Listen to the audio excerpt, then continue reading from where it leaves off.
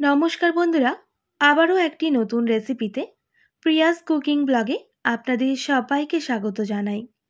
আজকে আমি আপনাদের সঙ্গে সম্পূর্ণ নিরামিষ পদ্ধতিতে পটলের রেসিপি বানিয়ে দেখাবো।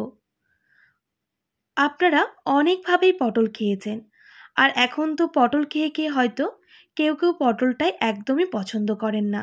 একবার এইভাবে বানিয়ে দেখুন, খেতে দুর্দান্ত হয়।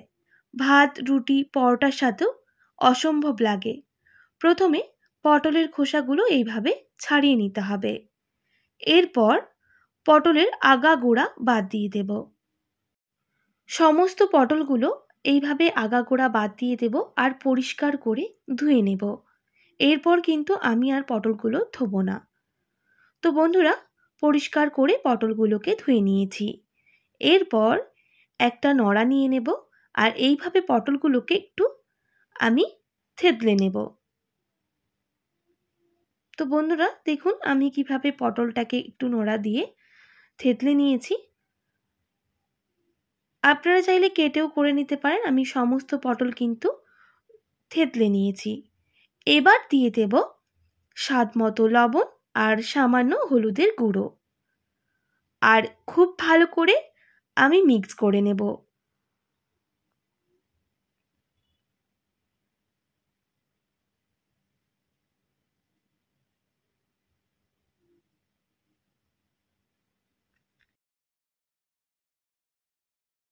ভালো করে মিক্স করে নেওয়ার পর আমি এটা রেস্টে রেখে দেব প্রায় 10 থেকে 15 মিনিট।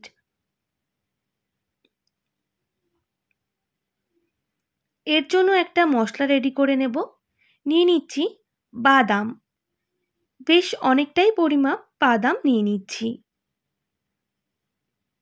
আর দিয়ে দেব 1.5 টেবিল চামচ পোস্ত। এর একটা মিহি পেস্ট করে নেব।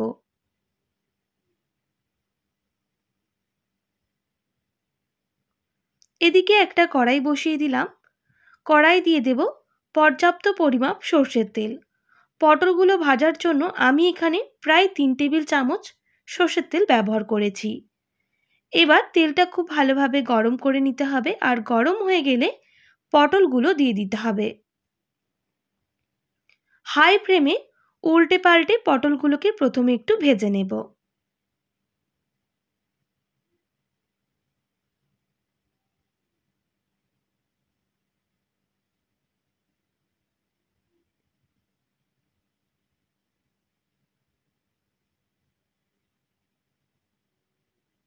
বেশ কিছুক্ষণ এইভাবে ভেজে নেওয়ার পর গ্যাসের ফ্লেমটা মিডিয়ামে করে ঢেকে দেব প্রায় 4 থেকে 5 মিনিট। তাহলে পটলগুলো খুব ভালোভাবে ভাজা হয়ে যাবে। 4 থেকে 5 মিনিট পর আমি ঢাকনাটা সরিয়ে নেব। আরেক দিকটা উল্টে দেব। অবশ্যই কিন্তু গ্যাসের ফ্লেমটা লো টু মিডিয়ামে রাখবেন, না হলে পটলগুলো কিন্তু পুড়ে যাবে। এইভাবে ভাজলে পটলগুলো ভালোভাবে ভাজাও হবে আর খেতে ভালো লাগবে। আবারও ঢেকে দেব প্রায় 2 মিনিট। যেহেতু গোটা পটলের বানাচ্ছি তাই একটু সময় লাগছে। তো বেশ কিছুক্ষণ পর ঢাকনাটা সরিয়ে নিতে হবে বন্ধুরা। দেখুন, পটলগুলো কিন্তু খুব ভালোভাবে ভাজা হয়ে এসেছে,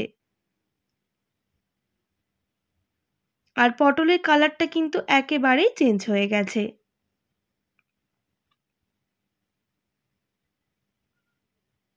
এইভাবে প্রায় আরও বেশ কিছুক্ষণ ভেজে নিয়েছি। এবার গ্যাসের ফ্লেমটা হাই করে পটলগুলোকে তেল ছড়িয়ে নামিয়ে নিতে হবে।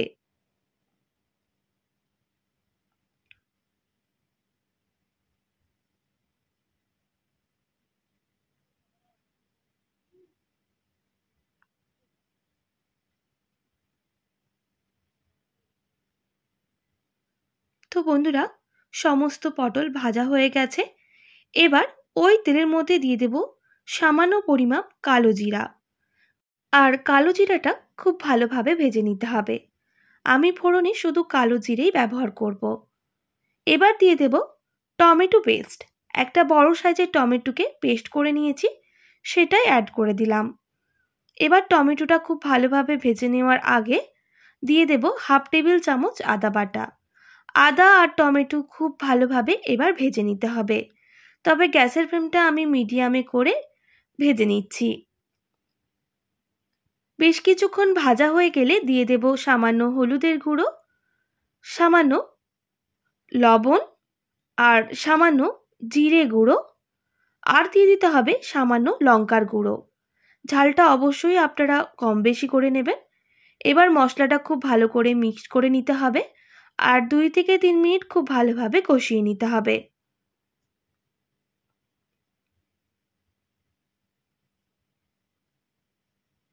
আদা ও টমেটোর কাঁচা গন্ধটা চলে গেলে বেটে রাখা বাদাম আর পোস্তটা দিয়ে দিতে হবে, কারণ বাদামটাও খুব ভালোভাবে ভেজে নিতে হবে যতক্ষণ না বাদামের কাঁচা গন্ধটা চলে যাচ্ছে।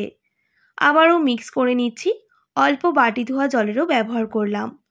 আমি সমস্ত মশলাটা ব্যবহার করিনি, এখানে 2 টেবিল চামচের মতো বাদাম আর পোস্ত বাটাটা ব্যবহার করেছি, কারণ অনেকটা দিলে গ্রেভি হয়ে যাবে, গ্রেভি বেশি ভালো লাগবে না। আবারও মশলাটা 3 থেকে 4 মিনিট খুব ভালোভাবে লো টু মিডিয়াম আঁচে কষিয়ে নেব, যতক্ষণ না এর কাঁচা গন্ধটা চলে যাচ্ছে। বেশ কিছুক্ষণ কষিয়ে নেওয়ার পর মশলা থেকে কিন্তু তেল ছাড়াও শুরু করে দিয়েছে আর খুব মিষ্টি একটা গন্ধ বের হয়েছে। আরও বেশ কিছুক্ষণ এইভাবেই কিন্তু কষিয়ে নিতে হবে।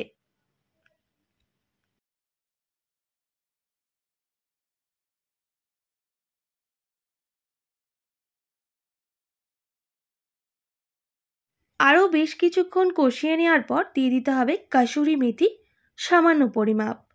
আমি এখানে মশলা কষানোর সময় ব্যবহার করছি, আপনারা চাইলে শুকনো কাঠখোলায় ভেজে সবার শেষেও দিতে পারেন। মশলার সাথে দেওয়ার কারণ কাসুরি মেথিটা খুব ভালোভাবে ভাজা হয়ে যাবে। আবারও মিক্স করে নিয়ে বেশ কিছুক্ষণ ভেজে নিলাম। মশলা কিন্তু একেবারেই রেডি। এবার দিয়ে দিতে হবে পর্যাপ্ত পরিমাপ জল, আর জলের সাথে মশলাটা খুব ভালোভাবে মিক্স করে নিতে হবে। আপনারা আপনাদের পরিমাপ বুঝে দিয়ে দেবেন। আমি এখানে বড় বাটির 1 বাটি জলের ব্যবহার করেছি। এইভাবে প্রায় 2 থেকে 3 মিনিট খুব ভালো করে ফুটিয়ে নিতে হবে।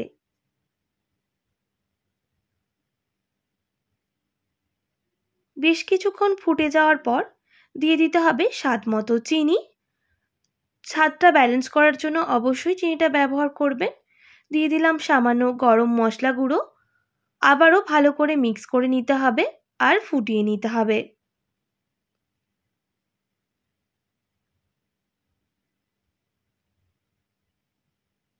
প্রায় 3 থেকে 4 মিনিট খুব ভালো করে ফুটিয়ে নিয়েছি। এবার ভেজে রাখা পটলগুলো দিয়ে দিতে হবে।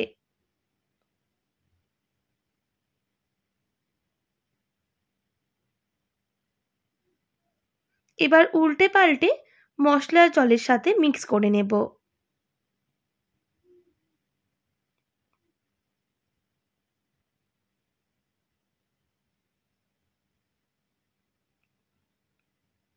আরও এইভাবে ঢেকে দিয়ে আমি প্রায় 2 মিনিট মতো ফুটিয়ে নেব।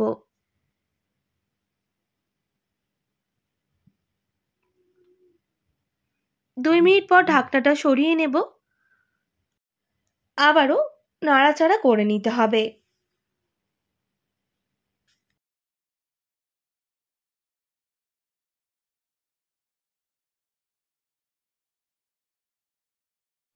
তো বন্ধুরা, এইভাবে একবার অবশ্যই পটলের রেসিপি বানিয়ে দেখুন, খেতে দুর্দান্ত হয়। আর যে খাবে কিন্তু সে কিন্তু আঙুল চাটতে থাকবে যে এতটাই টেস্টি হয়। আর ঢাকা দেওয়ার প্রয়োজন নেই। এইভাবে আরও 6 থেকে 7 মিনিট মিডিয়াম আঁচে রান্না করে নেব। হাই আঁচ দিলে পটলের মধ্যে মশলার গ্রেভিটা ঢুকবে না, সেক্ষেত্রে খেতে ভালো হবে না। এর জন্য এইভাবেই রান্না করে নিতে হবে। আর জলটা অনেকটাই কিন্তু শুকনো হয়ে গেছে।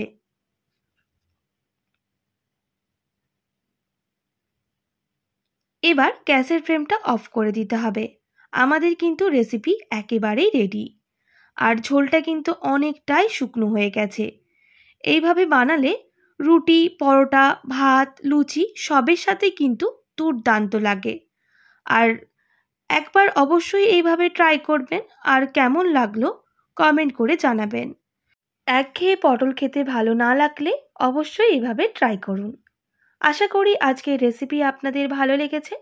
ভালো লেগে থাকলে অবশ্যই একটি like, comment, share and subscribe করে দেবেন। পাশে থাকা বেল আইকনটিও প্রেস করে দেবেন। তাহলে নিত্য নতুন রান্নার ভিডিওগুলি আপনাদের কাছে পৌঁছে যাবে। আজকের মতো এতটাই। আবারও নতুন কোনো রেসিপি নিয়ে দেখা হবে। আপনারা ভালো থাকবেন, সুস্থ থাকবেন।